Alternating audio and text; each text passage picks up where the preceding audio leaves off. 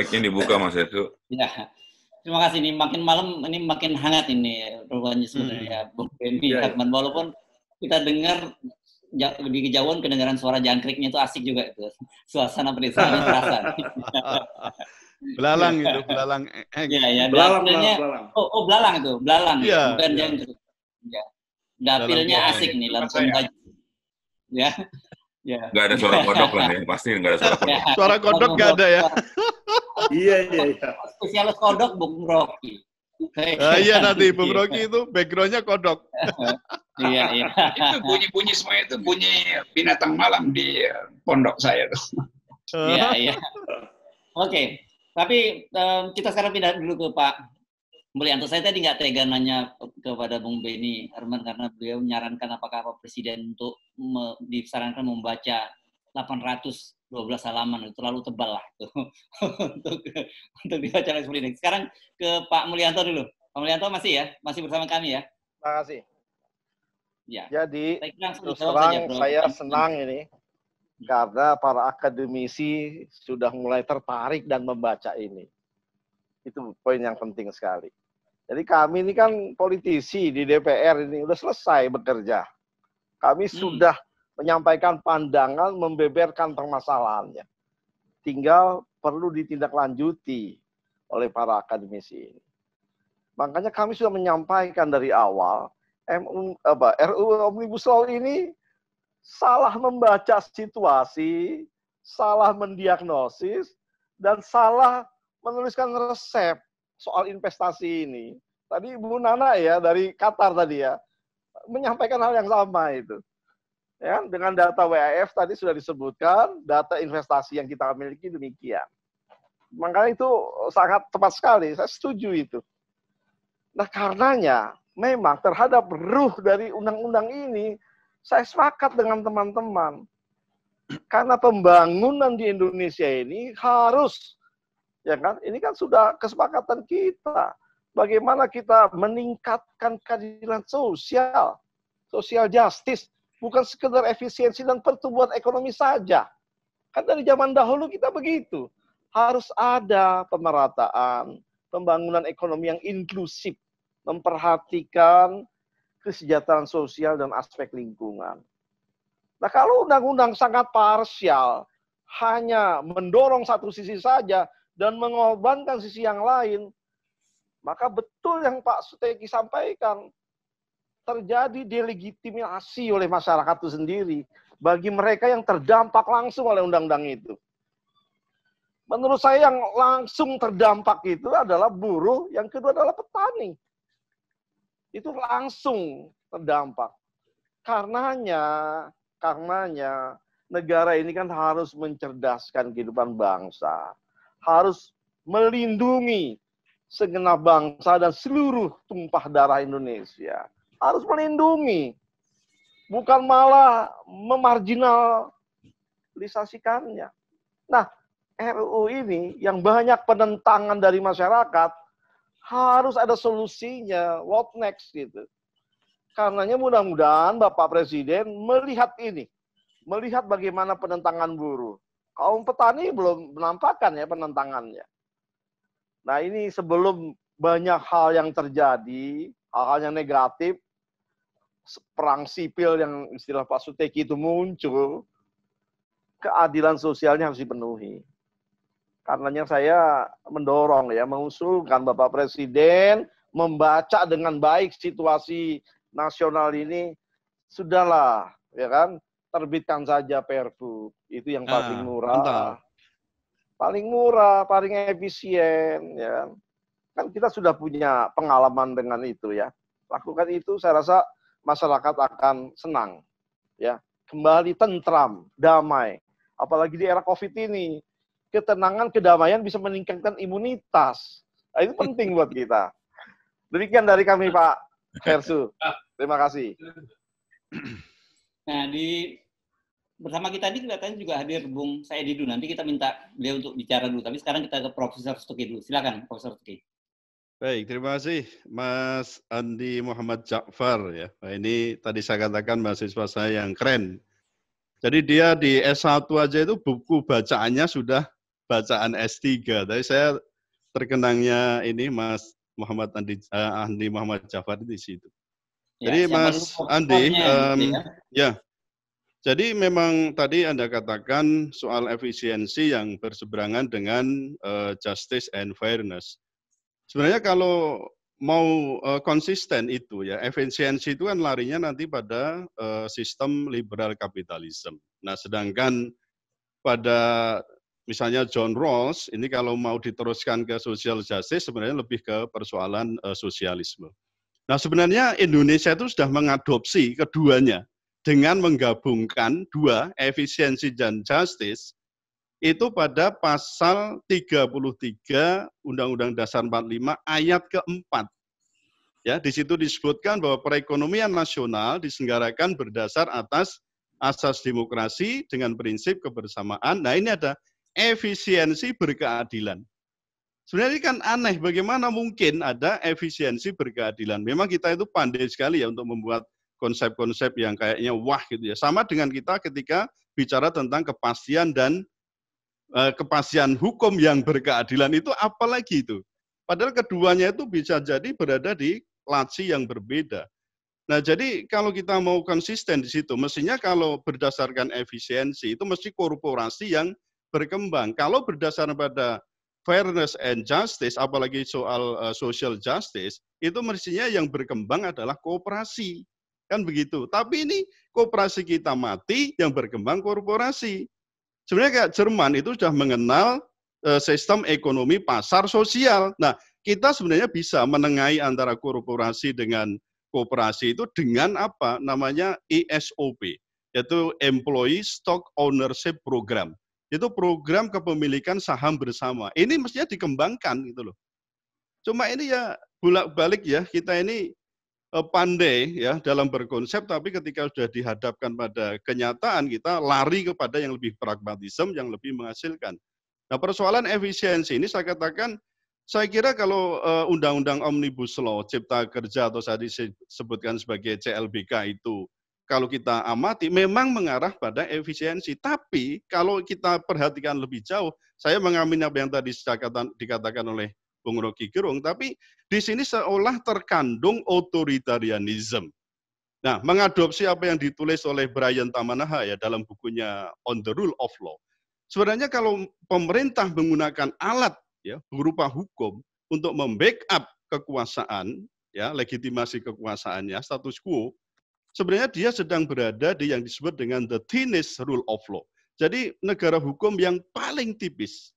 Yang itu hanya mengandalkan persoalan otoritarianisme. Sedangkan yang disebut dengan the thickest rule of law, jadi negara hukum yang paling tebal, itu mesti berkonsekuensi pada pencapaian persoalan social welfare. Atau di sini kita sebut dengan keadilan sosial. Nah, ini yang menurut saya paradigma ini tidak ada dalam RUU ini sehingga porak-poranda, ambiar semua.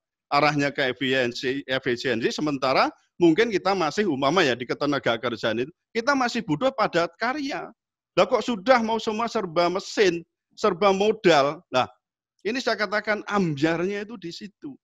Sehingga pengangguran sekian banyak, mestinya yang sudah bekerja lalu tidak bekerja, contoh itu misalnya, parking, soal tol, itu mestinya masih butuh manusia, tapi karena prinsipnya adalah padat modal, minus manusia, semua serba mesin, berapa banyak ribu orang yang harus berhenti karena tidak lagi ngurusi soal parking, kemudian juga persoalan misalnya jaga pintu tol. Nah, kalau misal kita masih padat karya, kenapa kita paksakan untuk efisiensi demi modal? Ini kan tadi salah diagnosa, salah resepnya. Itu betul-betul ini kita alami dalam hal ini. Jadi Mas Andi, saya kira di situ ya perlu kita pahami, sebenarnya sudah dikawinkan, tapi ternyata kawinnya tidak mulus, sehingga yang muncul ya persoalan korporasi yang tadi lebih menekan pada persoalan efisiensi dibandingkan dengan persoalan social justice, kalau saya lebih ke arah situ. Lalu Mas Indra tadi, dan juga Mbak Nana, saya kira betul, tadi dikatakan oleh Pak Mulyanto, itu memang kita salah diagnosa, sehingga resep yang kita keluarkan lewat Undang-Undang Omnibus Law ini menjadi keliru.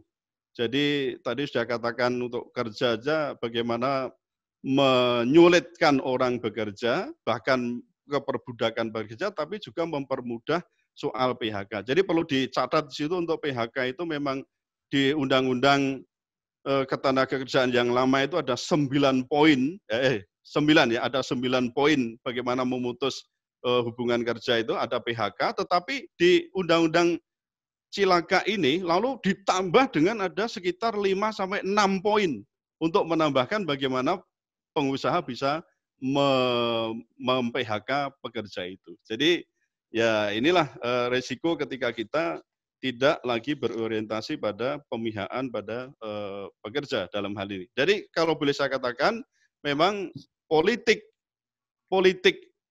undang-undang ini seperti politik belah bambu. Jadi satu sisi menginjak lingkungan dan lingkungan dan pekerja, tapi di sisi lain mengangkat pebisnis atau investor. Itu Mas jawaban singkat saya. Terima kasih. Ya, baik.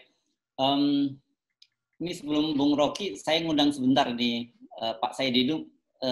Apakah Pak Saididu? Silakan Pak Saididu.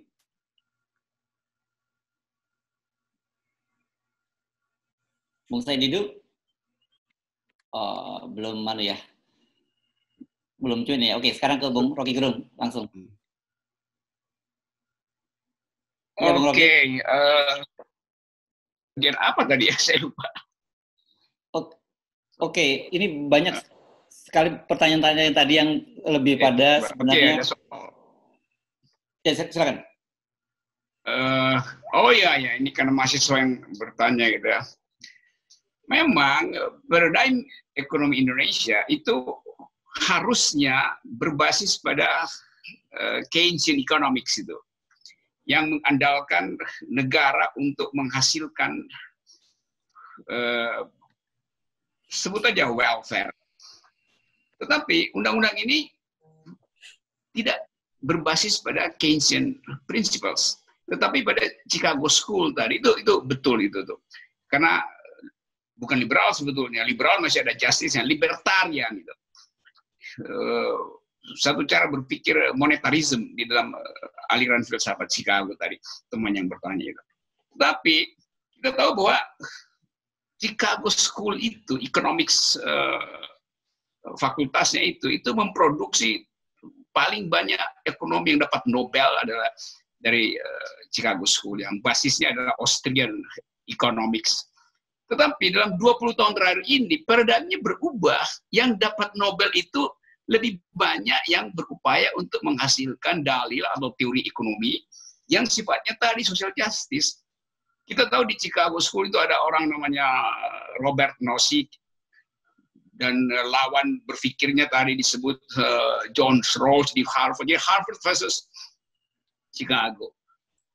Dua kubu ini didamaikan sebetulnya secara etis oleh Amartya Sen yang menulis buku apa namanya itu Development as Freedom itu.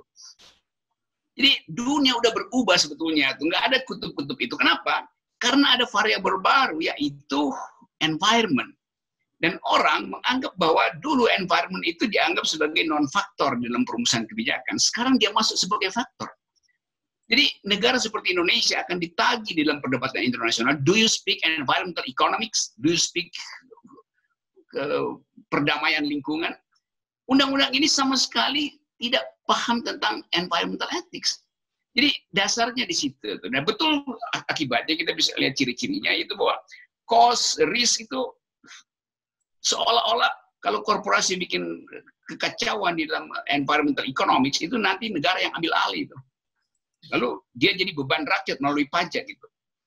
Itu betul sekali tatapan itu tuh. Sementara profit itu justru mengalami privatizing. Jadi seharusnya profit itu kan yang mengalami socializing, karena ada prinsip keadilan sosial. Tapi negara karena dia panik dengan utang yang dia bikin sendiri, dia mau cepet-cepet tutup utang itu dengan memasukkan investor. Dia lupa bahwa investor itu diikat oleh etik baru tadi soal environment. Dia mesti comply dengan Global Compact yang dibuat oleh PBB. Soal human rights, soal perlindungan local culture, segala macam. Jadi ini pemerintah yang buta huruf terhadap new kind of economics grammar. Buta hurufnya di situ.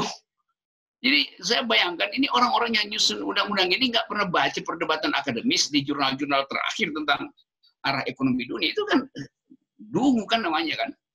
Karena diperintah oleh semacam keinginan untuk cepat-cepat lakukan akumulasi supaya presiden bisa meninggalkan legacy dengan mengubah minus dalam gross pergi jadi plus. Bagaimana caranya?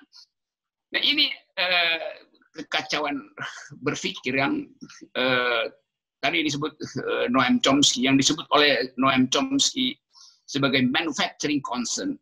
Jadi kita, public opinion itu dikendalikan, dimanufaktur seolah pikiran itu adalah hasil dari pabrik, supaya orang nggak boleh protes. Nah demi itu kemudian diselenggarakanlah sosialisasi melalui polisi. Jadi polisi jadi juru bicara pemerintah. Padahal ini adalah duel argumen antara oposisi dan negara, Omnibus Law ini. Polisi nggak boleh satu kata pun mengatakan bahwa undang-undang Omnibus Law adalah buruk. Dia nggak boleh bilang begitu. Juga dia nggak boleh bilang undang-undang Omnibus Law adalah baik. Nggak boleh. Polisi hanya ditugaskan menertibkan, menjaga keamanan demonstran. Nggak boleh polisi mempersuasi publik dengan kontra narasi bahwa udah ini pemerintah sedang berupaya untuk melakukan undang-undang yang baik. Enggak. Kalau dia baik itu nggak ada satu Indonesia turun demonstrasi. Jadi kalau menteri masih bilang ini baik buat buruh, lo buruh bilang iya. Tapi itu versi Anda, buktinya kami turun untuk nggak mau menerima itu. Nanti pemerintah bikin gimmick lagi tuh. Kami udah bikin survei bahwa sebagian besar buruh tidak pernah membaca undang-undang itu. Memang karena buruh kita SMP nggak bisa nangkap tentang konstruksi hukumnya. Tetapi buruh punya organisasi. Tanya pada pimpinan-pimpinannya. Banyak pimpinan buruh yang doktor, ITB, anak UI itu. Jadi pemerintah berbohong gitu kalau dia bilang dia udah cek pada buruh. Dia cek pada anak SMP yang adalah buruh. Cek pada pemimpin organisasi buruh yang punya pengetahuan tentang legal drafting, legal reasoning, tahu tentang perdebatan filosofi paradigma ekonomi dunia. Ajak pimpinan buruh untuk berdebat dengan menteri-menteri di kabinet Jokowi itu. Jadi dungu tuh menteri-menteri itu. Karena menteri-menteri ini hanya dipesan untuk berbohong. Akibatnya kita lihat misalnya Menteri Kominfo itu gagap dan gugup berhadapan dengan Direktur YLBHI Asfinawati itu. Coba. Aja dia marah-marah di situ kan. Wah, enggak, yang sudah disebut hoax oleh pemerintah udah hoax. Nggak usah tanya-tanya lagi tuh. Menteri, karena dia tertekan disuruh bohong, maka yang keluar ada kemarahan.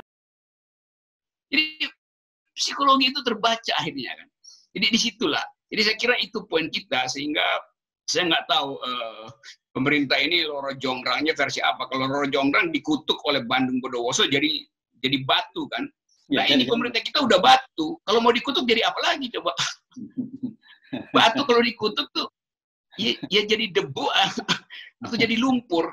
Jadi kita tunggu aja kutukan kedua dari Bandung Bondowoso. Kita akan lihat ada patung-patung lumpur berjajar di depan Monas.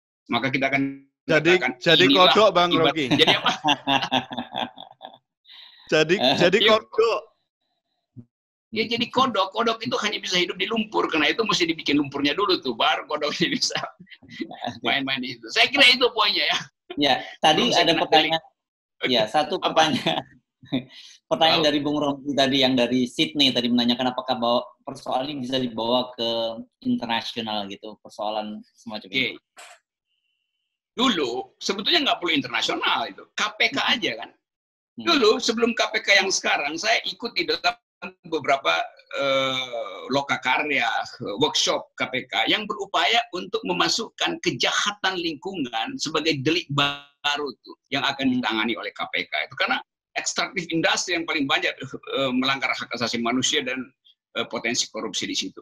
Mestinya delik-delik semacam ini, potensial delik ini ada di KPK, di dalam perubahan undang-undang KPK. Yang terjadi, undang-undang KPK itu justru dihambat, KPK itu dikerdilkan. Jadi ini satu orkestrasi untuk mengatur partitur agar supaya nanti kalau terjadi delik lingkungan, KPK nggak boleh usut lagi, karena KPK udah dikerdilkan. Ini kejahatan yang memang dirancang dari awal itu.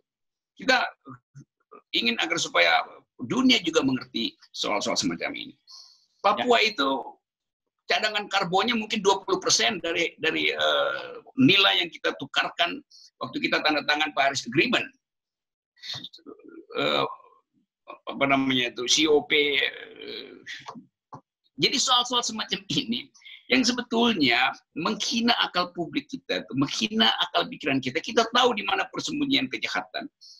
Saya kira itu soalnya, dan kejahatan yang disembunyikan berkali-kali itu tidak perlu diungkapkan karena terlihat pada wajah orang-orang itu yang gagal untuk berhadapan dengan LSM. Semua menteri itu berupaya untuk tunduk kalau berhadapan dengan LSM. Kalau dia mau marah, dia buang muka marah, karena orang dia ingin tutupi bahwa dia sebetulnya disiksa batinnya oleh perintah presiden supaya berbohonglah pada publik. Yap. Oke. Kita buka pertanyaan berikutnya. Tapi sebelum ada, saya kembali coba mengundang Bung Saidi dulu. Masih bersama kami? Sepertinya udah live, Mas. Oh, oke. Ya, apakah ada pertanyaan lain yang ada penanya lain? Iya.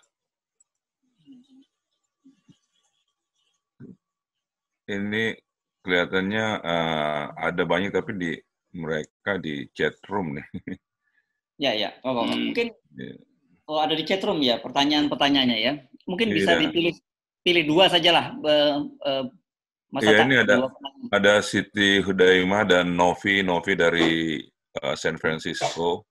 Ya. Bertanya tuh Siti Hudaimah. Iya, Siti Hudaimah di mana ini? Terima kasih. Assalamualaikum warahmatullahi wabarakatuh. Assalamualaikum. Saya tanyakan kepada Pak Beni dengan Pak Yanto, karena berkaitan beliau berdua ini kan ada di dalam rapat untuk Omnibus Law ini.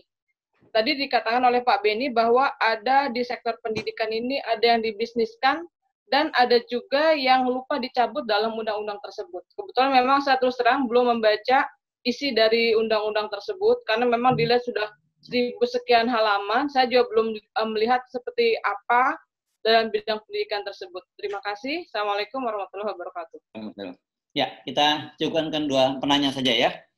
Silakan diputar dulu ini dari Pak Mulyanto kalau mau jawab duluan yang tadi berkaitan dengan pasal tadi.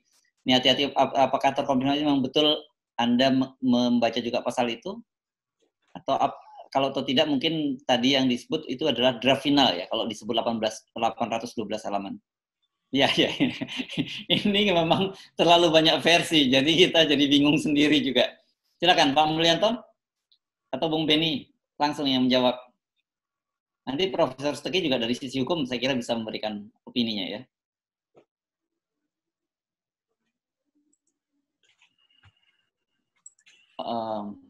Yang kelihatan di layar Profesor Stucky dulu. Kalau dari sisi aspek hukum soal kepemilikan orang asing itu seperti apa biasa selama ini yang diatur Profesor Stucky yang Anda tahu? Baik, kalau untuk memiliki tanah ya, dan juga terutama tanah itu untuk hak milik itu memang dilarang. Tapi kalau rumah susun itu kan berarti yang dimiliki bukan soal tanahnya, tapi bangunannya.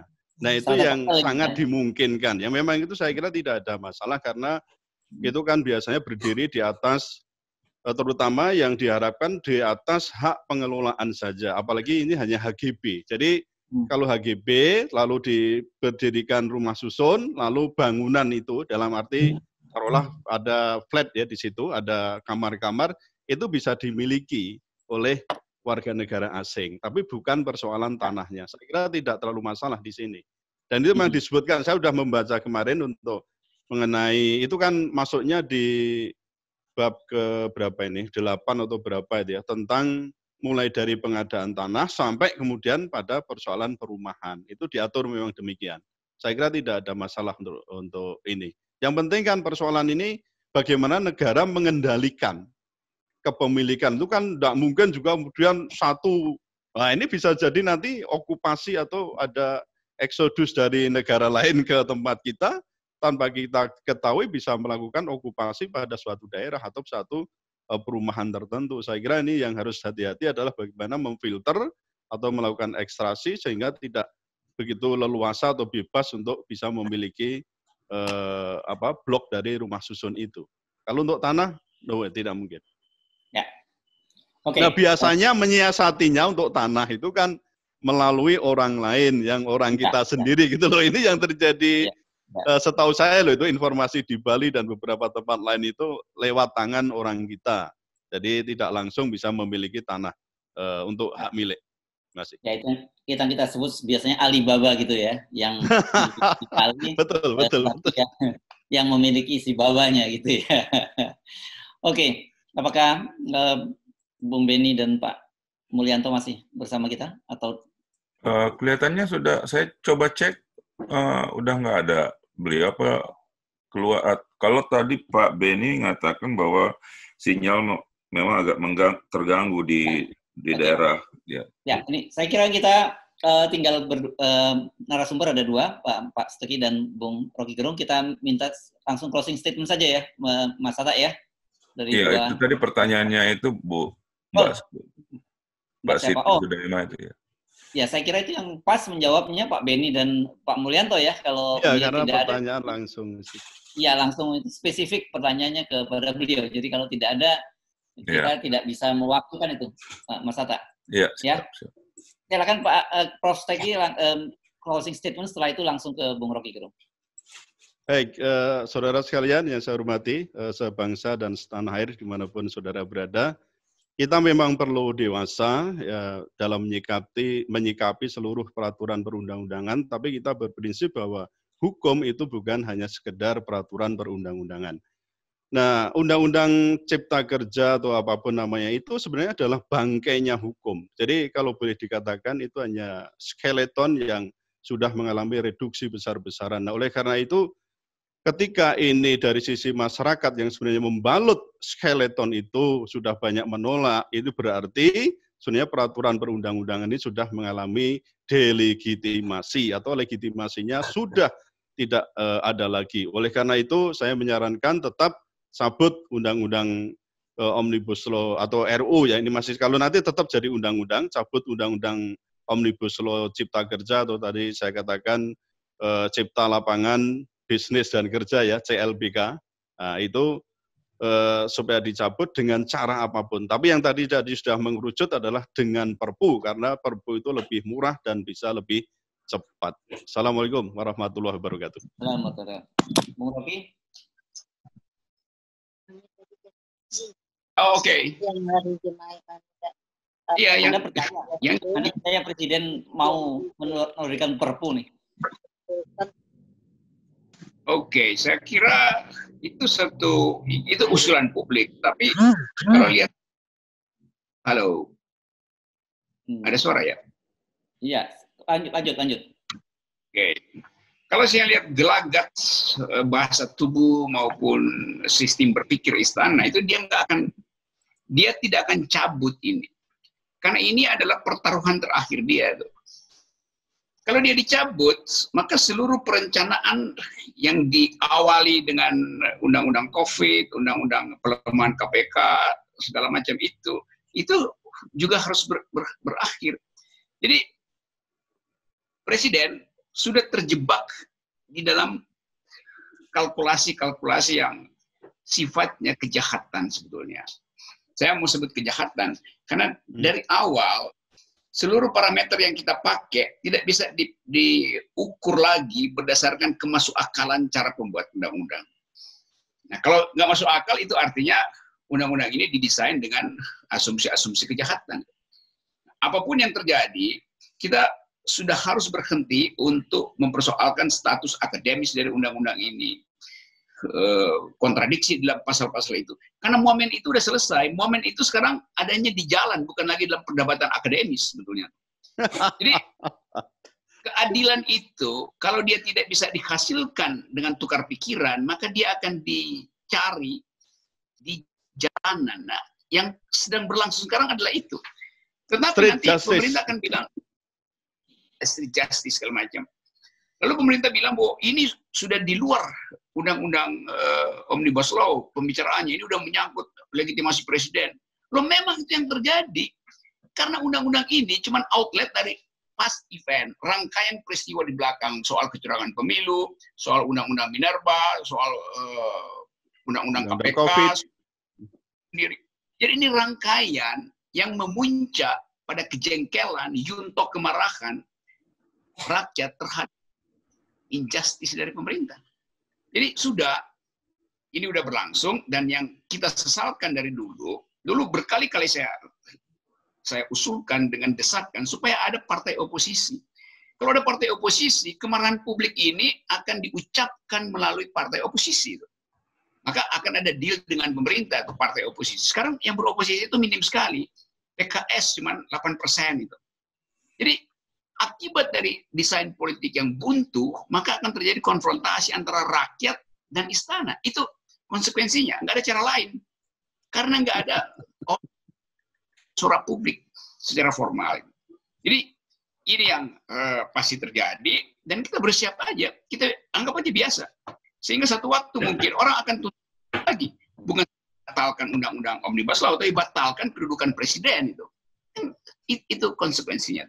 Jadi sekali lagi, jangan khawatir bahwa ini biasa. Nah, kita anggap aja bahwa politik sudah sedang berlangsung. Dan nggak ada cara lain untuk mengembalikan keadaan ini pada pembicaraan yang masuk akal itu. Karena ini pertaruhan antara Loro Jonggrang dan Bandung Bondowoso itu.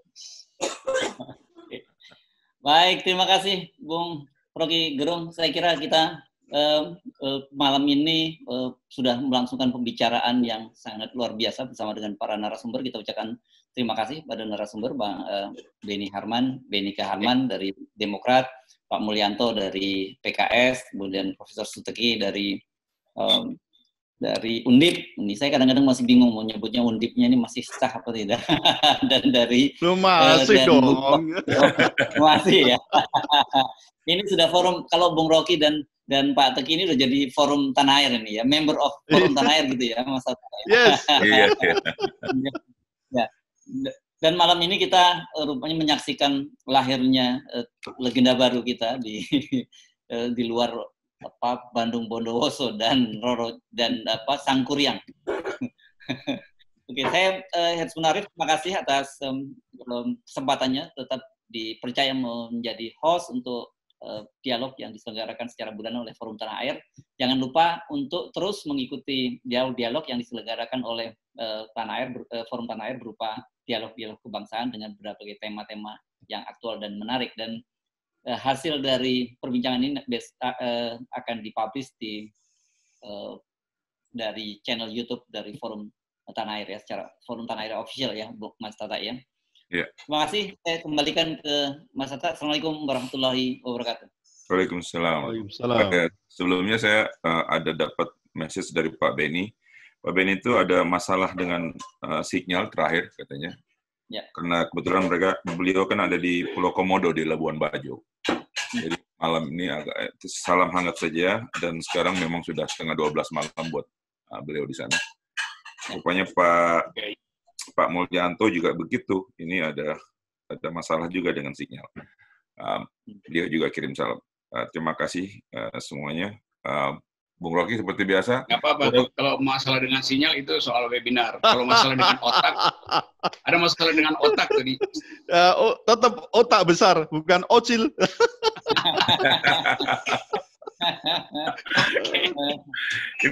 Ini terima kasih Prof. Suteki dan juga Bung Rocky Gerung. Tapi Bung Rocky Gerung ini kemarin ada yang protes tuh. Kok live dari FTA gitu. Saya bilang, kenapa live tuh? Mungkin HP kebanyakan gambar gara-gara itu, Pak.